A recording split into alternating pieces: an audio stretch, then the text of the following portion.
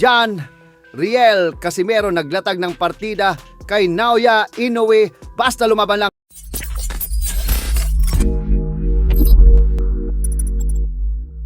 So walang tigil pa rin ang angas ng Pinas John Riel Casimero sa kanyang mga banat sa Japanese Monster Pound for Pound King Naoya Inoue.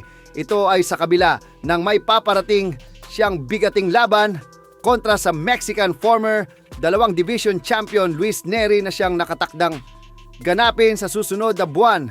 Banat ni Cuadro Alas na makipagsabayan daw dapat si Inoue sa kanya ng suntukan upang malaman kung may palag ba talaga ito. Dagdag pa ni Casimero na pangako niya daw kay Inoue na kaliwang kamao lang umano ang gagamitin niya pag nagtuos sila kasi siya daw mismo ang natatakot para sa posibleng sapitin ni Inoue kapag ginamit niya ang kanang kamao niya dito. Pero ang nakakalungkot dito ay kahit ano pa ang mga banat at partida ang gawin ni Casimero ay ilang taon na siyang hindi binibigyan ng pansin at atensyon ni Inoue, kaya kailangan niya talagang manalo kay Luis Neri at kung po pwede ay maging world champion ulit siya upang manatiling buhay ang kanyang inaasam-asam na laban kay Inoue dahil sa kasalukuyang sitwasyon ay masyado pa talagang malabo na mangyaring ang bakbakan nila. Samantala, malungkot na balita po para sa ating mga Pinoy boxing fans sapagkat natalo po sa unang pagkakataon ng pamangkin ni Brian Viloria na si Justin Viloria sa kakatapos lang ng laban niya kanina sa Zuffa Boxing.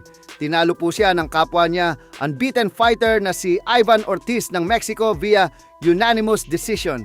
Maganda naman po ng pinakita ni Viloria sa early rounds, halos kuhang-kuha niya po lahat ng puntos. Pero pagdating po ng second half, tila nagbago po ang ihip ng hangin. Kumukonekta na po kasi ng mga power punches ang kalaban hanggang sa dumugo na po ang ilong ng Viloria. Mas lalong nagpalamang pa sa score ng Meksikano na napabagsan niya si Viloria sa round 7 sa isang wild shot sa final round.